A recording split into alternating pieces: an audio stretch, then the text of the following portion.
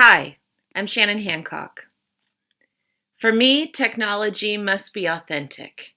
It needs to be integrated in such a way that it is not simply a frosting on the cake add-on, but amplifies the expression of student learning to a new level that could not be reached without the technology. This is a project that I've been refining for the last 5 years, and I'd like to share it. It takes the well-known idea of literature circles or a Socratic-type discussion and places it in the digital space. I use a blog platform to accomplish this aim. To be honest, when this idea was first pitched to me, I was pretty skeptical. Like many of you, I could not imagine why I would want to create a digital space when what the students were doing in the face-to-face humanity of my classroom already appeared wonderful to me. Why should I change a good thing? However, I like a challenge, and so I decided to pilot the idea of testing out a digital literary blog. I have not looked back.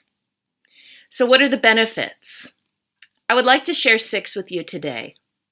Number 1, the blog platform offers a public space to share knowledge globally. We currently have 75,000 page views of our 8th grade blog site. Pretty amazing. Number 2, being that the blog is accessible anywhere a student may be, in almost any corner of the world, the digital platform is extremely efficient and versatile, both in the classroom and outside the classroom. Number 3, students collaborate across the 8th grade classrooms, even across different teachers, something impossible without the tool. Number 4, students can explore and refine the important skill of feedback that pushes the thinking forward through the digital comment function of a blog. Effective academic commenting must be taught and refined. It is not an inherent skill for students.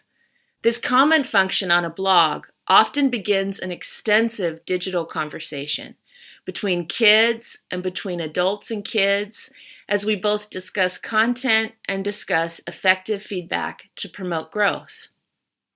Number 5, students are set free to learn from each other. The idea of copying ideas from one another and sharing resources is encouraged on the Transparent blog, as all students try to grow and understand how to analyze literature and express themselves in the digital space together. This happens organically, when they are on the blog, bumping into one another and seeing what others are doing. Number 6, students have a vehicle to integrate both creative and critical thinking in a blog post.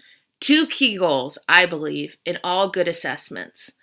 Blog writing is a text type, and it lends itself beautifully to multi-layered expressions of learning, visual learning and understandings, written learning and understandings, oral learning and understandings, hyperlinked or layered learning, and creative learning are all integrated into just one task on a blog post.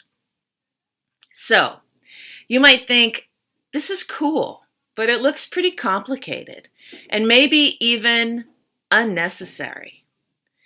Actually, I would say to you, the blogs are easy to put together. This blog that I'm showing you today took me just 30 minutes to get up and running in its basic format. Also, blogs can start small and grow over the years. For example, I have added links and tabs over this year to build this blog out as a resource for my students. I own our class blog. I'm the administrator, and the 100 students are then invited to join each year. I just recycle the same space and alter it for my teaching needs, whether I'm teaching history or performing arts or EAL or language and literature, and I've taught all of those classes while using a blog. Blogs are easy to use as an assessment tool. As the administrator, Blogger gives me access to assess the comments being made in an easy list form. The posts I can access in draft mode. The timestamps of student publications are clearly marked, and many other features.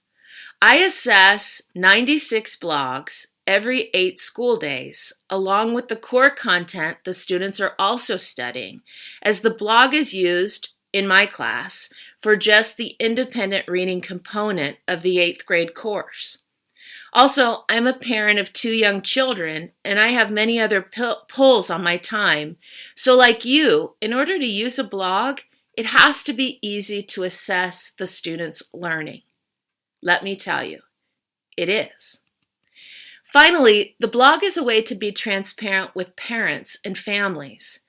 It is easy for families to log on and see the student work, which they do, and they seem to love. Parents can monitor their own child's output and encourage growth, which is always our aim. It is like a mini digital portfolio.